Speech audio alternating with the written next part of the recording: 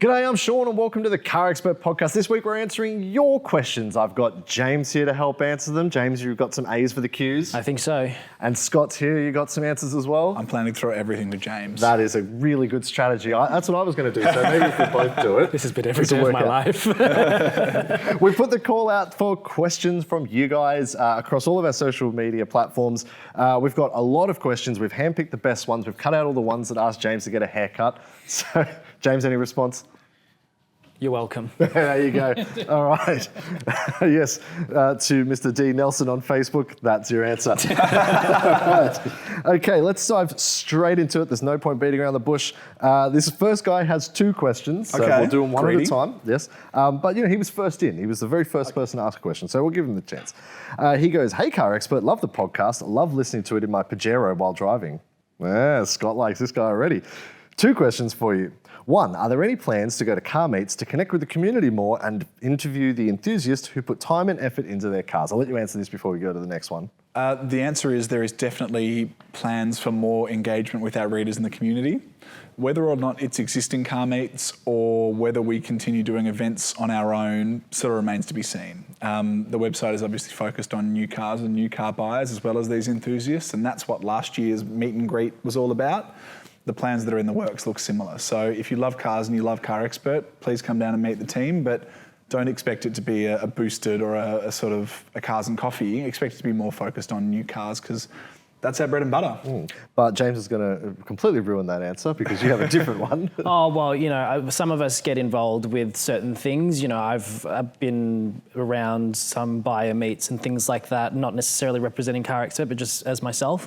I also am the ambassador for a charity called Drive Against Depression, which is a cause that's really near and dear to my heart, and it's a cause that a lot of our team have been a part of for quite some time. We do regular drive days around Victoria, and we're starting to expand into other states. So there's actually a calendar. If you go to www.driveagainstdepression.com.au, I think I got that right.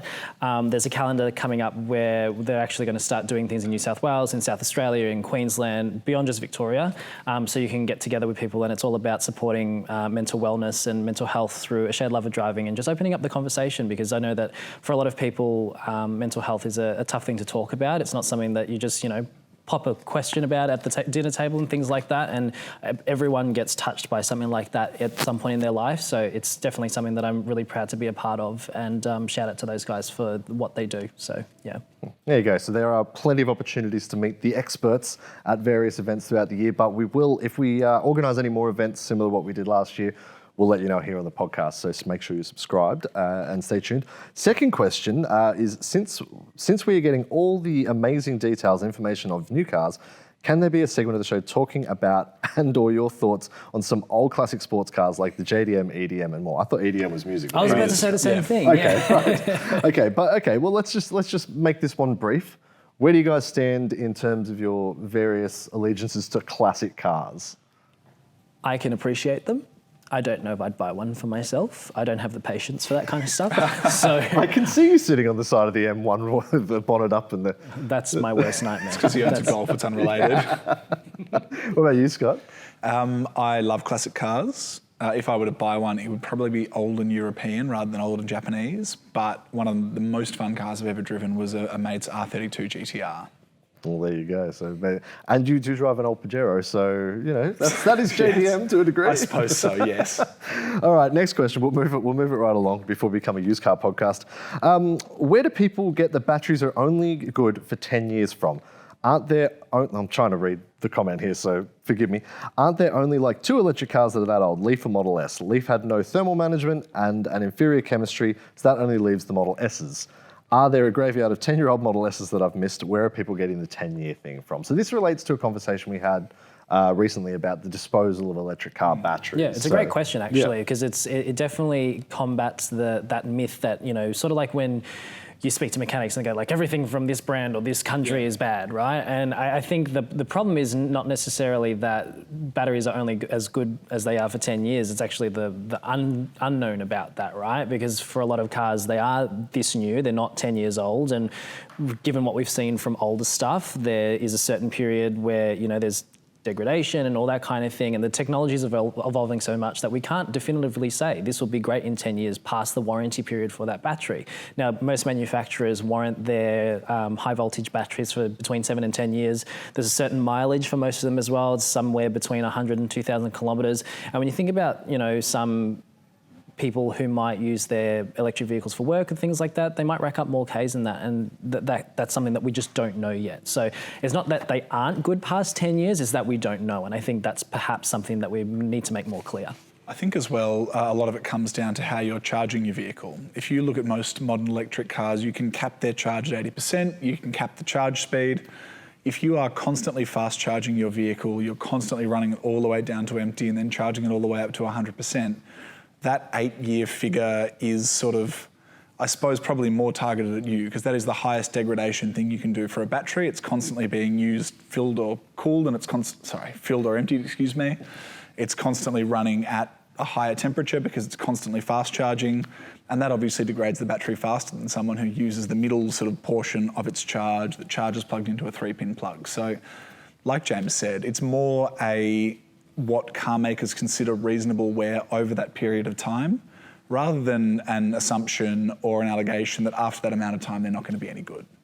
And I think it's interesting because we as like a human species have been told with our phones especially, run them right down, then recharge them. That's how you get the most battery life out of them. So it's rewiring ourselves with electric cars. 20 to 80% is the range that they want you to stay in. Yeah, so look, I think it's a theory, the 10 years, it's probably just a benchmark. There will be cases where they run for longer, but I'm sure the first Hilux that was built, they didn't think that would run until after the nuclear apocalypse, but it probably will. So it's like everything warranty-based. It's an acceptable range based on the data the car makers have at hand. Yeah, and I think people love to do the whole in 5-10 years, what's it going to be worth? Is it going to still be working? Like, you hear that from people buying a new car tomorrow. Oh, what's it going to be worth in 5 years' time? I don't know. It just came out. If I could see the future, right? Yeah, exactly. Yes, I wouldn't have to be buying this car. I'd be buying a much nicer car. So, g'day guys. Sorry for interrupting the podcast. I know we're in the middle of a really awesome Q&A, but I've got a super exciting announcement for you. If you're watching and wondering why I'm sitting on the wrong side of a car, that's because I'm currently in America and this just came through, but I wanted to make sure that you guys knew about it straight away. Our good mates at Ampol reached out to us. They loved the competition we did before Christmas where we had you guys write in, where would you go on a road trip if you were given free fuel? They want to give away some more fuel, which, great for you. So it's really simple competition. We're going to make it even easier than it was last time. All you got to do is take a photo of your car at an Ampol service station. Now, let me be very clear. Don't take a photo of your car at the Bowser. That's a big no-no. No phones at the Bowsers. But park it in the car park, park it on the street outside, park it across the road. You can get crazy creative. You can do some cool editing. It can be a selfie, whatever you like, but we want to see your rides. Very simple to get it to us. Head to Instagram, tag at carexpert.com.au. Make sure you use the hashtag AmpolFuelComp. And we really look forward to seeing what cars you have. We're going to be giving away $200 each week for the next 3 weeks. So plenty of opportunities for you to enter. You can enter more than once if you want. There's no restrictions on that. But tag us on Instagram at carexpert.com.au, hashtag AmpolFuelComp. And we look forward to seeing your rides very soon. Good luck. Yes, all right. We'll move on to some questions from LinkedIn. Dave asks, would love to know more about the Tank 500. Tank 300 is awesome, so the 500 has a lot to live up to. So Tank 500 now has pricing for Australia, $66,490 drive away for the base model, which based on the spec sheet isn't that basic, and that's for the hybrid powertrain. Do they call that the Lux like they do in the Tank 300? I believe it's Lux and Ultra. So, if you're starting off with Lux, that's not too bad. Yeah, exactly. Although there have been some names in history that haven't been accurate to what the car was actually like. True. Hilux is not that high luxury, I suppose. No, exactly. But based on what we know of the Tank 500, it's going to be a really interesting alternative to the existing 7-seat family SUVs, be that an Everest or a Prado. Beyond that, we can't say too much because we haven't actually got behind the wheel or had a proper look at one yet. But on paper, at least, the pricing is sharp and it's going to be very interesting to see beyond that. I think a lot of people are hoping that this will come in and fight the 300 Series Land Cruiser. I don't see it being quite up there, but I think as an alternative to a Prado, given what you're going to get for the money, it's definitely intriguing, and when we can get them side by side, it's going to be very interesting. All right, well, something to look forward to. Hopefully they've solved the braking issues that 300 had when we tested Yeah, it. that was alarming footage. Yes. All right, sticking with LinkedIn, James, not this James, wants to know, will there be a Toyota Prado with the turbo petrol engine like what they're getting in the Lexus GX? Well, they do have the 2.4 litre turbo, I think, available globally, which is also paired with a hybrid system depending on which market you get it in. At the moment, Toyota Australia has only confirmed the diesel mild hybrid for us. They're looking into the hybrid. I don't know if we'll get the petrol-only version of that, though. There's like several different drivetrains. I don't know. People don't necessarily realise how much information we get in some of these press kits when things are revealed. And when the Prado was revealed, there was this big table of all the different engines and, you know, all the different markets that they're sold in. So I think at the moment we're not sure. Toyota's been fairly consistent in with the Land Cruiser and the commercial products. They've sort of moved away from the petrol stuff and stuck with the diesel. I'm not sure whether that's because there's too high a demand in other markets or whether it's just that there's not enough demand for them here. So I think for now, we're just going to focus on the diesel mild hybrid and hope for the petrol electric hybrid as well. All right, I'm just going to run through because there's a bunch of Prado questions. So let's just punch them all out quickly now. One, new updated Prado Kakadu Model 7-seater. When is it coming to Australia? Good question. Don't know about the lineup when it arrives in Australia, but we're expecting the second quarter of this year, I believe, for the Something Prado. like that, yeah. Before mid-year, it'll be here. Cool. And that answers the next question, 2024 Land Cruiser Prado. So cool, solve them, move that out of the way. Great, next one. Matt on LinkedIn just said Cybertruck. Yes. Yes. General follow-up from Cybertruck, though. What do you guys think now that we know a lot more about the car? We know what it's like in owner's hands, what it looks like. Have your opinions changed from launch? No. No. Very good. Short and sweet. No, I think the thing is we've seen a bunch of footage come out now of it trying to do light off-roading. It's not done that well. Yeah. I think the claim is 11,000 pounds of towing. I doubt that very much. That's like 5 tonne. Well, I believe that it can do it. Whether or not the range is very usable is another question. I saw something from an owner who's averaging 200 miles, which is 320 kilometres. Yeah, that's not great. And then I watched CarWow did a drag race between it and a Hummer EV. The Hummer EV weighs about 7 moons, and the Hummer EV had a shorter stopping distance. Oh, really? Which is really terrifying. So, yeah. At least it's good looking, ugly. At least it's ugly. Yes. The Cybertruck. Something like that. Look, hey, Tesla's trying things, I guess, so they can be commended for that. It does still look like it's a drawing from 7-year-old Elon's picture book. Anyway, we'll move on. Well, there's going to be a lot of Toyota questions here, folks, listening and watching and playing along at home, but most popular car in Australia. So, Toyota Camry Hybrid, wait times for the most recent model.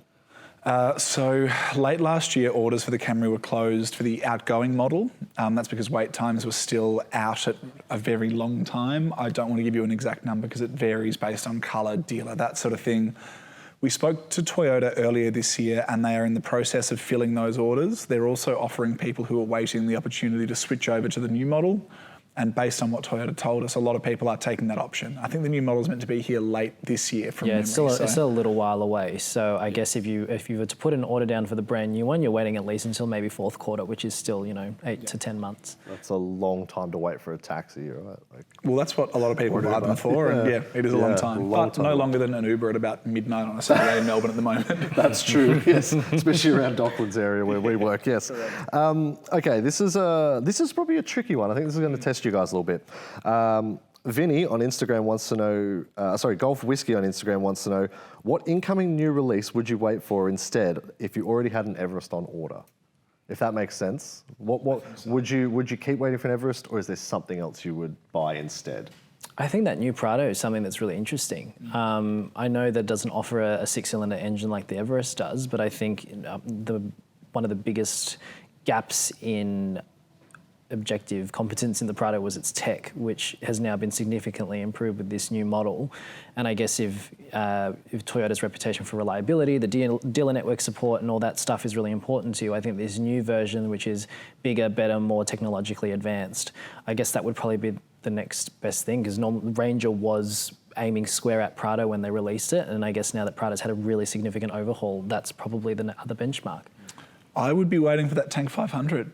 I don't know if it's going to be better than an Everest, but hybrid option, very luxurious interior based on what we've seen. Currently cheaper than similar spec Everest. Oh, comfortably cheaper than similar spec Everest. So I'm actually quite curious to see how that compares. Whether or not you'd want to tow a boat around the country with the Tank in the way maybe you would with the Everest, I have no idea. But it's going to be interesting to put them side by side. Yes, we'll definitely be doing that our first chance we get.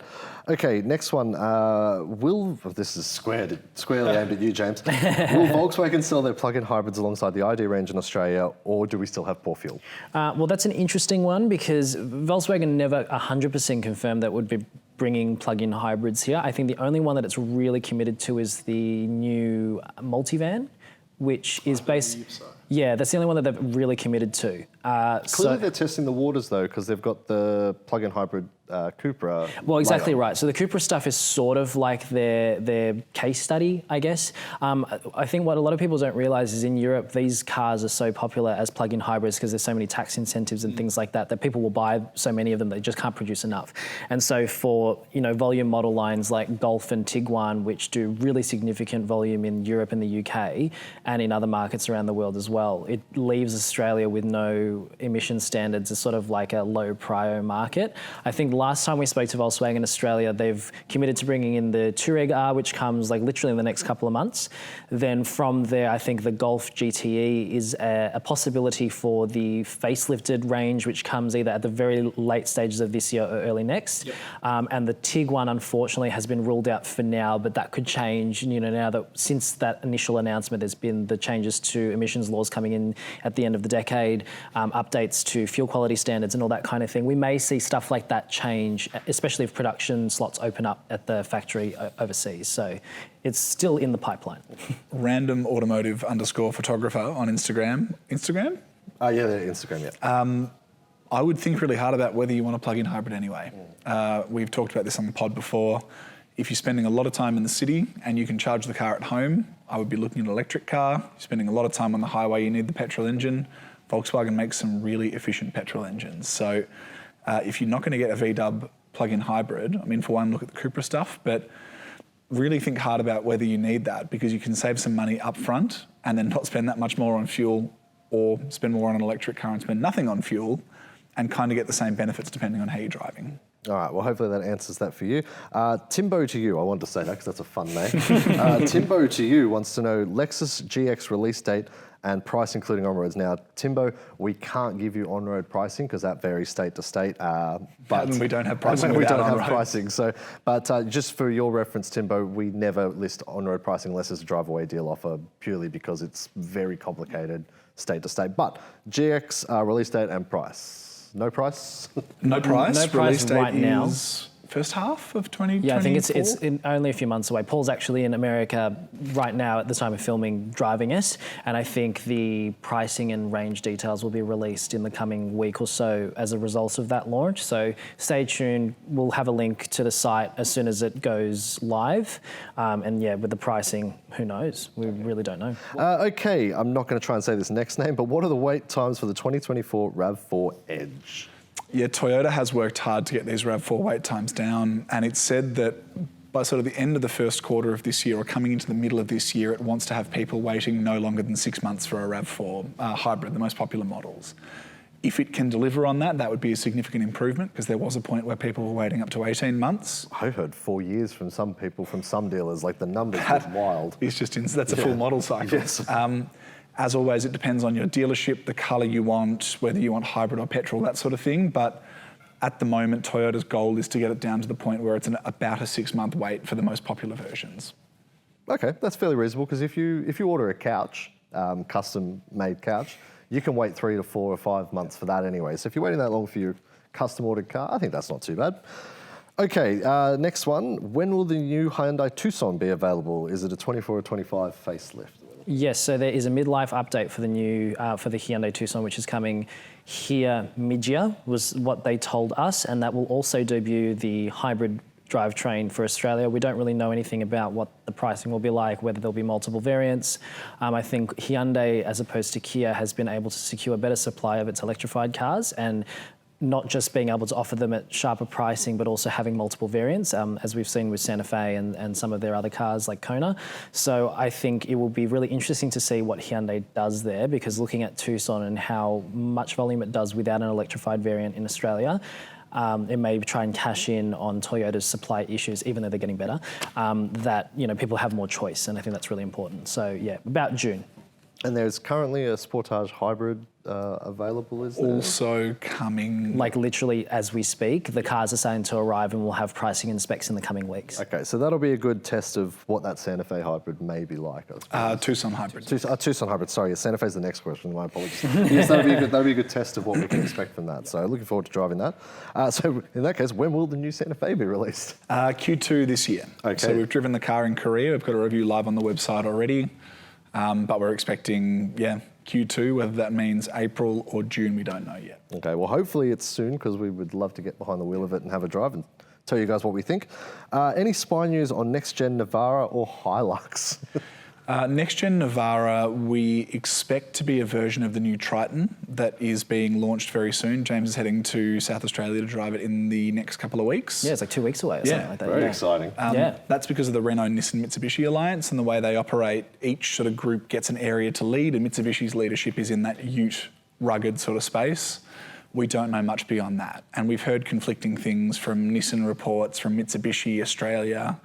So I think it's a watch and wait. I wouldn't be surprised if it's a heavily reskinned version of the Triton with some Nissan sort of tech in it, I suppose, to separate them, because that alliance tends not to do full rebadges, save for the ASX in Europe.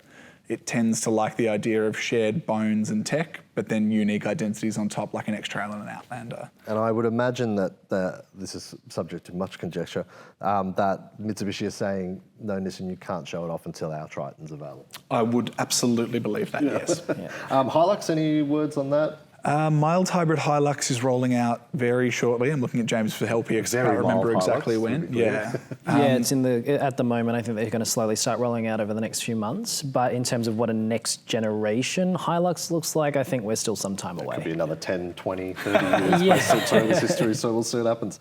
Ian Macker asks, any more deets for the 2025 RAV4? No, I'm sorry. At the moment, Toyota, in Australia at least, has been so focused on filling demand of the previous one, there's not really been talk of a new one. I know that we're coming up on, 6 or 7 years for the current model? Something like that. I think also just for market discrepancies, if, Ian, you're coming from the US, I think 2025 may come in like tomorrow. Whereas in Australia, Toyota tends to keep model years as the year that they are right through to the end of the year.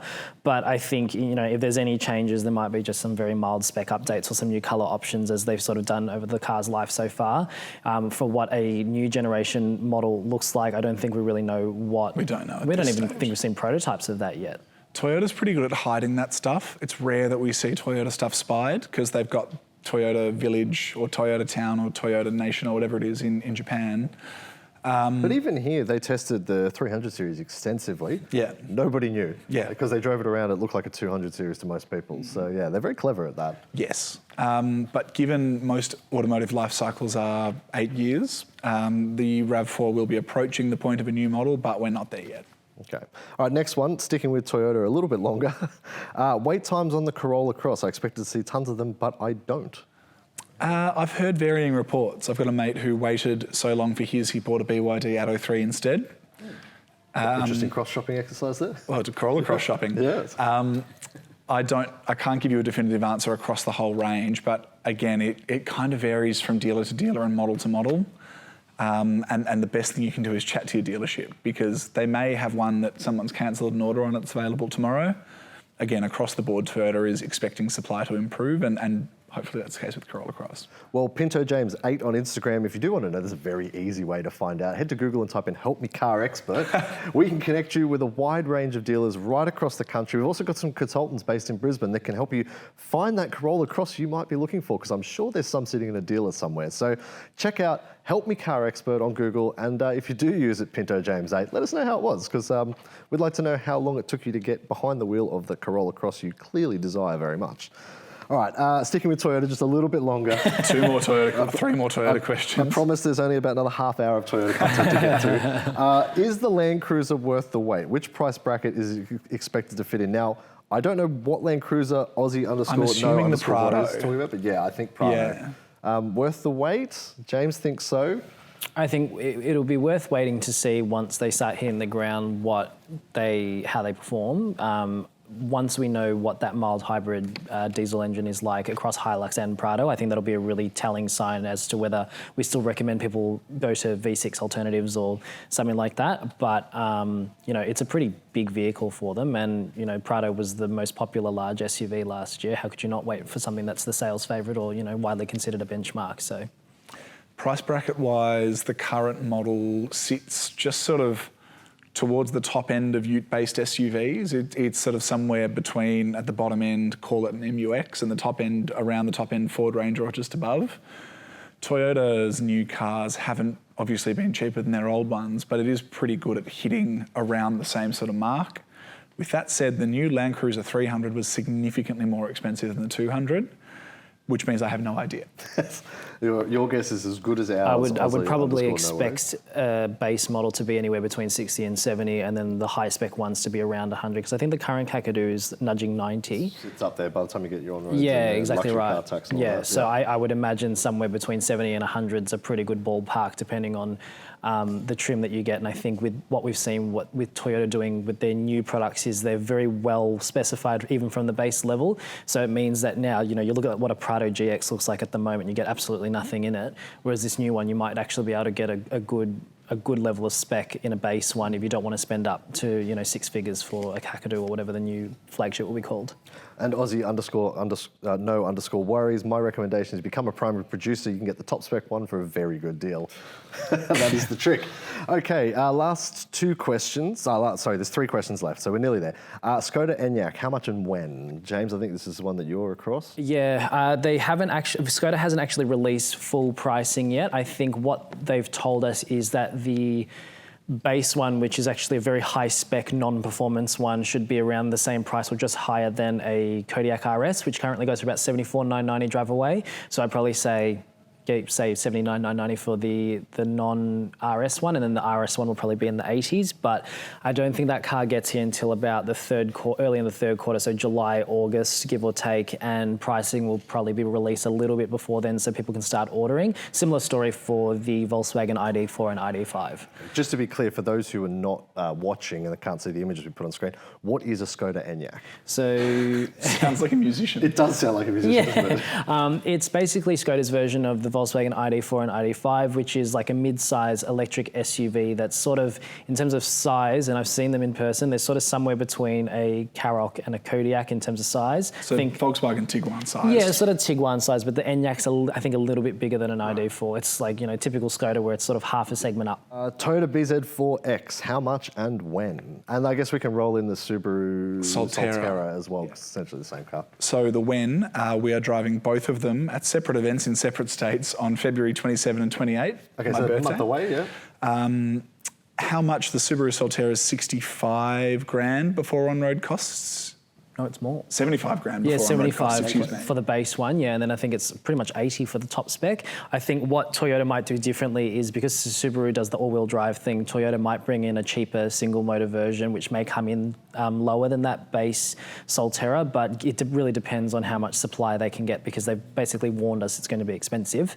So I'm also looking to BRZ and 86 for guidance on this.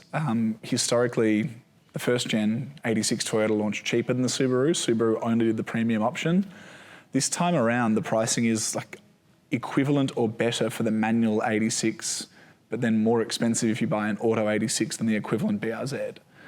All of which goes to say that I don't know that Toyota wants to be seen as the cheap version, and I don't know that it will be cheaper than the Solterra, even if the spec is very similar. Okay, well, we'll wait and see. As soon as we know, we will be talking about it on the podcast, no doubt. Okay, we did have one last question to run through all the new cars coming out in 2024. Yes, I'm going to That's a lot of cars, so we're not going to do that. What we're going to do is just go through all of the confirmed Q1 releases. Yeah. So I'll pass to James. You can start the list. Maybe take us through about a third of it. Okay, so we've got the Abarth 500e, which I'm actually really excited to drive. I saw one in bright blue on the road recently. It looks awesome. The updated Alfa Romeo Stelvio and Giulia Quadrifolios, so the performance ones. So happy to hear that they still exist. Yeah. That makes me very happy. Getting quick. Aston Martin DB12 Volante, if you want an open-top version of that $400,000 supercar. Yep. BMW X2 and iX2, which is basically the coupe version of the X1 and iX1, and I think for the iX1 they're bringing in that new entry-level version that's a single-motor eDrive 20. I think I've got that right. Yep. The new Ford Mustang is meant to be arriving within the first quarter as well, which is really exciting. The GWM Shanghai Cannon. That's a bigger version of the current Canon. We recently reported on this, last week reported on this. It was meant to be based on what we'd previously known here, Q1 this year. Based on trademark filings, we think it might be called the Canon Alpha. And at this stage, it's looking more like late Q2, Q3 if they do bring it to Australia, because it's still not officially confirmed. Are they renaming the current Canon to the Canon Beta? I don't think they are, no. And the Shanghai Cannon, if I'm correct, is the Ute version of the Tank 500. They share quite a lot based on what we know out of China, yeah. But it size-wise measures up halfway between a Ranger and an F-150 almost. So it is quite a unique thing. Yeah. And it's got that funky split tailgate that's slightly offset, right? Yeah, the one that we spied last week has it's like a Ford or Toyota, they all do it now, but you can open the tailgate like a barn door, or it's powered and folds down as well. I think that is brilliant, personally. As a long-term ute owner, I think that is fantastic. Because it means you can reach the things in your trade. Not that you have that problem, Scott. I'm fine on that one, but yes. All right, you can go through a couple more if you feel like, James. Yeah, no worries. Well, the GWM Tank 500 is also confirmed for a Q1 launch. The new Hyundai i30 sedan range, which includes the hybrid and the facelifted N. Actually, no, the petrol ones are already here. It's the N and the hybrid that are launching soon, and Jack will be doing the launch for that, so look out for his review soon. The Hyundai Ioniq 5N, which I will be driving at the end of next month. The Ineos Grenadier Quartermaster, which is the ute version of Quartermaster. that. Yeah, I know.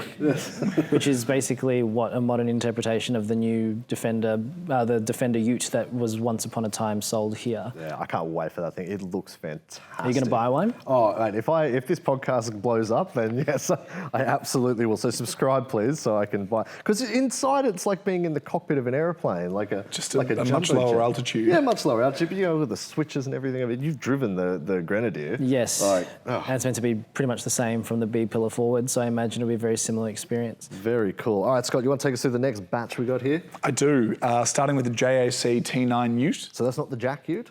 It's the JAC, you don't call it a Jack? No, we're not going to call it a Jack, I don't think, unless they tell us they want to be called that, in which case we will, but I don't know. Another Chinese brand looking to launch in Australia with what looks like quite a tough ute. We're expecting to be competitively priced. The Jaguar F-Type ZP edition, that's going to be the end of the F-Type as we know it, the end of Jaguar as we know it, before they rebrand as a more upmarket electric brand. So I think we need to hold a memorial when the F-Type does go. Oh, definitely. That is a very sad day. Beautiful sounding car. Updated Kia Sportage, expected to arrive Q1, including the hybrid we were talking about earlier. The Kia Carnival update, also expected Q1. Do you know if the hybrid will be here in the first quarter? I don't know timing on hybrid, but I know that they did confirm hybrid with us. And just to circle back to the Sportage, it's just the hybrid launching. There's the facelift. They haven't been able to confirm if and when we're going to see that this year. Land Rover Discovery Sport, Range Rover Sport SV Edition 1. That Range Rover Sport is a very expensive SUV, but it's one with Australian-made carbon wheels and a BMW V8 engine. I think it's going to be pretty special. You don't sound that excited. That's going to sound fantastic. Yeah. LDV E-Deliver 7, which was actually priced as we were putting this podcast together, and is under $60,000 for an electric van with a 300-kilometre range. Funnily enough, I'm less excited about that than the Range Rover, if I'm being honest. Each to their own. Mazda MX-5 update, and then the Merc C63S. I'm off to drive that this week, so stay tuned for a review of that. Yes, Scott will come back and his face will be pinned back, I'm sure. Yes, exactly. But, to be clear, that is not a V8 anymore. 4-cylinder plug-in hybrid. So I have no doubt we'll have some thoughts on it, but we can't actually talk about the mix. We haven't driven the car. Yes. Also coming from Mercedes, the CLE Coupe, which is a C-Class and an E-Class Coupe combined, funnily enough, based on that name, and the new E-Class sedan, which looks quite posh. New Mini Countryman CNS, the new Mitsubishi Triton, the Nissan Qashqai e-Power Hybrid, which has been a long time coming. While we're talking affordable, sensible, city-sized hybrid SUVs, the Porsche Cayenne Turbo and Cayenne SE Hybrid. What engines those Porsche hybrids have? Yeah, similar to the Qashqai, economical big V8s. Yeah, okay, cool. Yeah. That makes sense. For the buyer on a budget. Yes, it's really good for charging the hybrid battery. Exactly.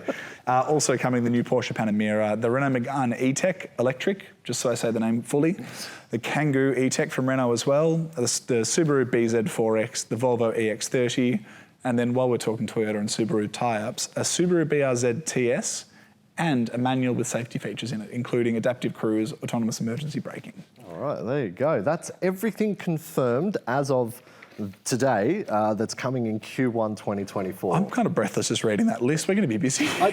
Honestly, I printed off the full list of cars that we know are coming in 2024, and it was 8 pages long. And I went, nope, let's just do Q1 because there's not enough time. So there's a lot of cars coming in 2024, guys.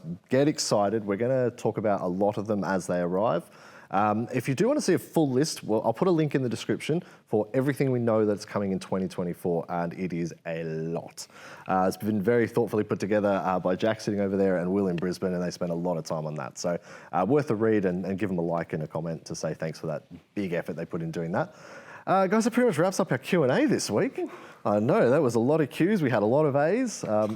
Mostly positive ones, which is good. James will work on getting him that haircut for our friend on Facebook. You won't recognise him next time. Yes. Guys, any final thoughts before we wrap up this week? I'm curious to know if the people who wrote one-word questions think we're Google. Maybe. Tesla Cybertruck. Yes. We didn't even write Tesla. It was just Cybertruck, but it's 2 words. So, okay. No one-word question, just 2 words. Any from you, James? Any final thoughts?